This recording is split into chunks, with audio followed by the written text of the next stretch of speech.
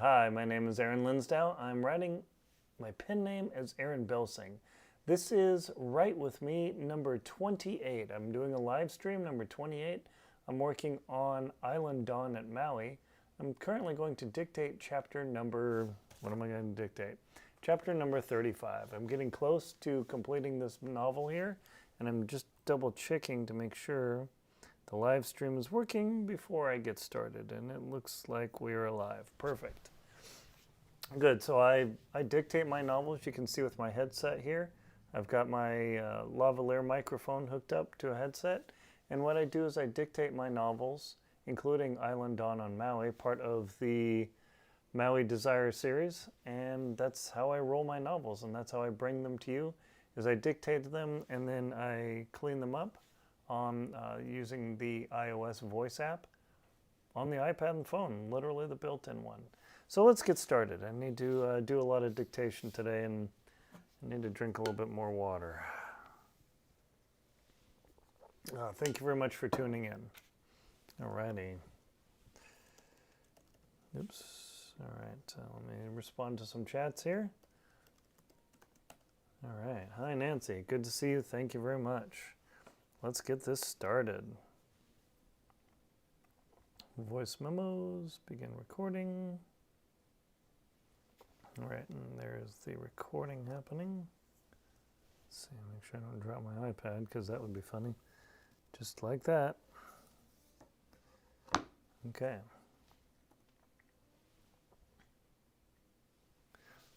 Island Dawn, Chapter 35.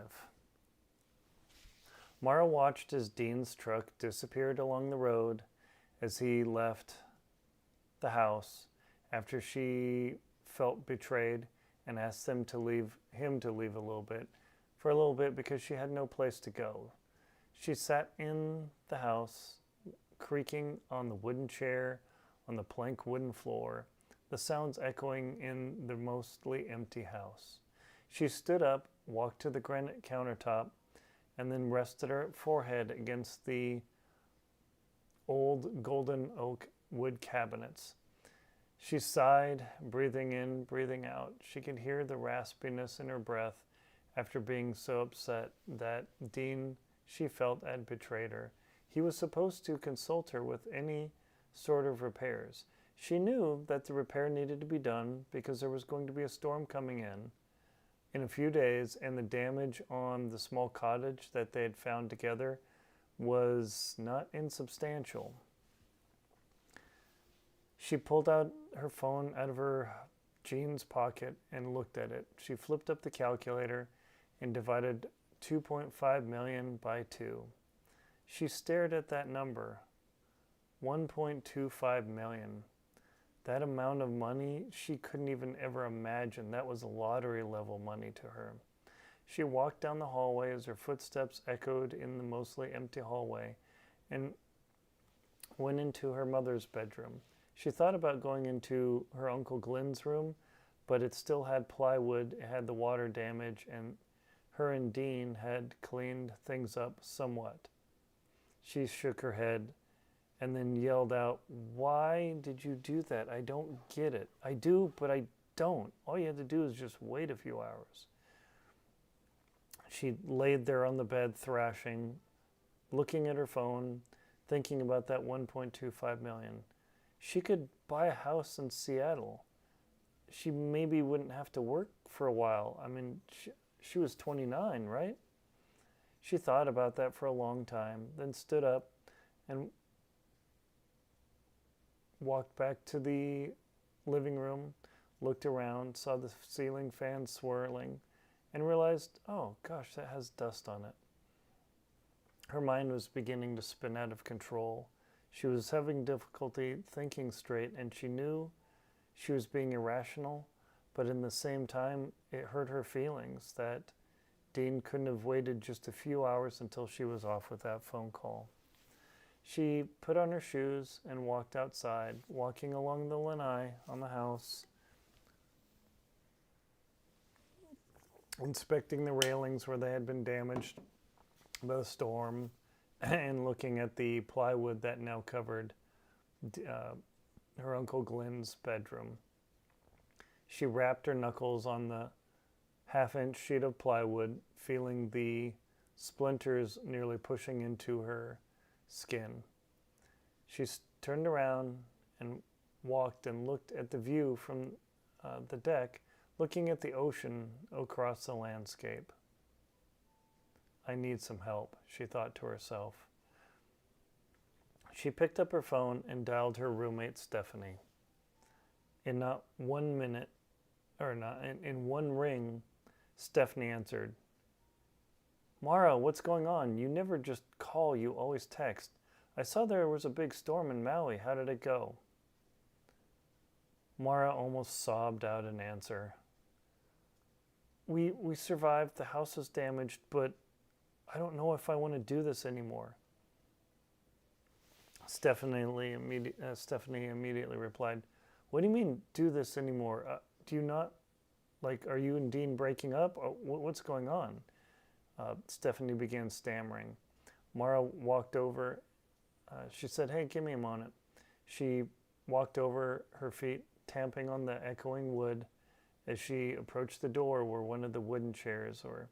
She sat down into it, or she plopped down into the chair, creaking back and forth, and said, Stephanie, Dean authorized a $22,000 repair without me being involved at all. I can't believe he did that. Mara had to hold the phone from her ear. What? Why in the world would he do that? She could hear Stephanie's voice yelling over the phone. As soon as the yelling stopped, she placed it back against her ear and said, well, one of the roofs was damaged pretty badly in the storm, and there was a construction crew, some of the guys that we have out here, who said they could get a roofing company, but they had to get the contract set up within a couple hours when I was on the phone dealing with HR. God, it was horrible. I had to fire my friend.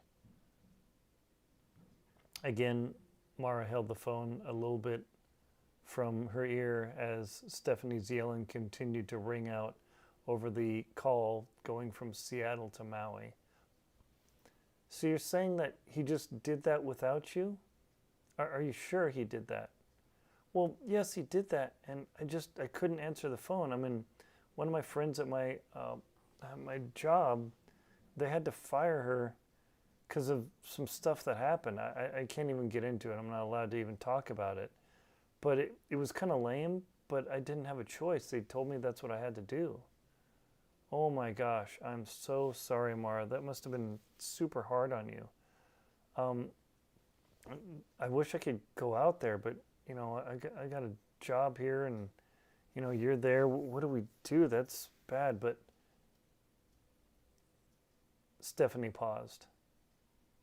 Mara thought for a moment. Well, and then said, well, the roof was damaged. It's just I couldn't answer the phone, and he only had to wait a few hours. And Stephanie asked her, well, why did they have to rush? Well, because these guys needed an answer by noon, otherwise they were going to get another contract. And because of the damage on Maui, we might not have had a roofer available for a month.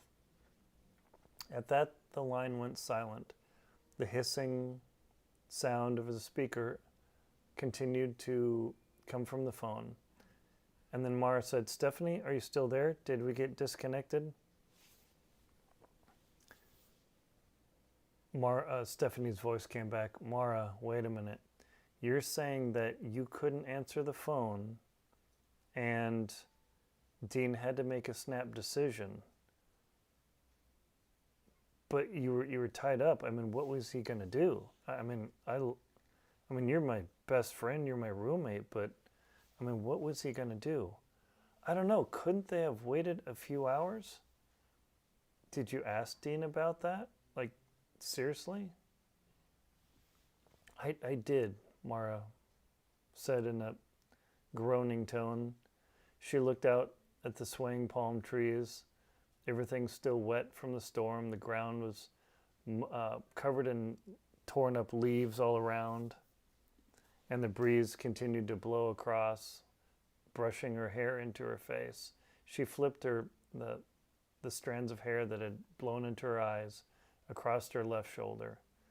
I know he had to rush. It just seems stupid. I don't know. Am I being insane? No, you're not being insane. He should have asked you, Stephanie continued, her voice tinny through Mara's phone speaker. But you sure he couldn't wait? They told him no. It was either put up the money or they lose it. And that was a huge chunk of our money. Mara could hear Stephanie shuffling some papers over the phone on her computer and then clacking on her keyboard. In a few moments she responded, well, I have to admit, he may be right. I mean, what do you mean right? Mara blurted out. I just looked it up. There's a lot of damage around Maui. Have you even driven around yet? No, she paused. Like, there's news reports all over the place of the storm damage, and they show a bunch of roofs torn off. Okay, you're not helping my case, Steph. Her friend replied, it's not that I'm helping your case. It's just, I mean, would the place get more ruined if it waited a while, like a month? Mara sighed, exasperated. Yes, there's another storm coming in, and they told Dean, that if more water got in there with mold, it could destroy the place. Stephanie blurted out, mold? Oh gosh. My parents dealt with that, and that ruined one of their home sales. It was super bad. Really? I know mold's bad, but... Stephanie interrupted her friend. No, really bad. I mean, look, how much is that place worth? We just got an offer for $2.5 million. Holy crap! Is that what it's worth? Stephanie asked. No, that's the thing. It's potentially worth $5 million. But if I sell, I'll get $1.25 million. I mean, I could buy a house and not work for a while. At that, her friend's voice dropped. Mara, you know you're not going to get that kind of money. The state of Hawaii takes a huge chunk. There's capital gains. There's depreciation recapture. At that, Mara's eyes glazed over. Whoa, hang on. You're talking Greek to me. Look, it simply comes down to this. You're not going to get anywhere near that amount of money. You're kidding, are you sure? At that, Mara stood up and began walking around the deck, looking at the birds flittering around, trying to distract her from the swirling thoughts in her head. But if I sell, I'm out, I'm done. Right, but you can't sell without Dean, can you? Stephanie asked. No, he has 51%. Even if he had 1%, I couldn't sell. Right. And what do other people do with those? I looked up this cute little place, and it wasn't little. They have events here. It was gorgeous. I know, I flipped through that website, Mara said. It was incredible. They charge a butt ton of money. Exactly. So even if you sold it and you maybe kept $800,000, so you buy a house in like the burbs in Seattle, then what? You're still working, and you're living in Seattle, not Maui. Come on. Mara thought about it for a long time. She was still mad, her face wrinkled in a frown. She rubbed her chin and then brushed the hair out of her face as the breeze blew it across. The smell of wet earth was on the wind, and it kept making her sneeze. She walked back inside the house, unable to close the damaged screen door, and said, look, it's dark here. I know I woke you up late. I'm sorry. I just don't know if I want to do this. I mean, Dean's an incredible guy. Well, you two slept with each other, right? I mean, wasn't he great? yeah, he was great, but I mean, that doesn't make the world a difference, or maybe it does. I don't know, Steph. Well, here's the thing, Mara. We're both 29, and, we got a lot of years ahead of us. And not that, hey, he's the only guy to come along, but he's the only guy with a property in Maui that you've ever met. I mean, Trevor was incredible. Don't get me wrong. That was crazy tragic, but since then, how many guys have you met? A couple of hair bun guys and dates, and those didn't go well. They reeked of marijuana. I know exactly. I'm not saying you gotta marry Dean tomorrow, but just think about it. Imagine you rented that place out. You would have an income forever. That's what my parents finally did. They figured it out. We did super well. Mara could hear Stephanie clacking on the keyboard. What are you doing? Endless work at freaking midnight. I hate this job. Oh, gosh. Okay, Steph, I better let you go. Mara sighed, not sure what she wanted to do. I don't know if I want to do this. She walked into the house after she kicked off her shoes, went into the bedroom and absentmindedly opened her bag and stuffed a few shirts in it. Mara stumbled. Steph said, look, don't make any rash decisions. I can hear you messing around with your luggage. Just go to sleep and we'll talk in the morning, okay? All right, Mara said. I'm scared. I know. It's hard, Stephanie replied. Yeah, let's just talk in the morning. Don't do anything rash. Don't take this wrong, but I know you are going to pack a bag and take off, aren't you? Mara was literally holding one of her shirts above the luggage, ready to drop it in. She didn't say anything. Stephanie continued, I can hear you messing with your clothes. Just set them down and go to bed. Okay, sis, I will talk to you in the morning. Okay. She clicked off. Mara looked at her luggage, her suitcase, spread across the bag with her clothes thrown up in a pile. She flopped down in the bed and curled up against her jacket and thought she would stay up thinking, but then, with the breeze blowing outside and the house creaking, that lulled her to sleep in minutes.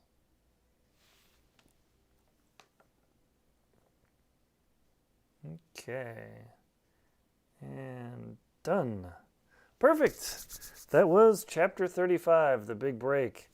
Let's see. So let's see, how long was that? 1 moment. Let's see how many words that was. This is always the fun part.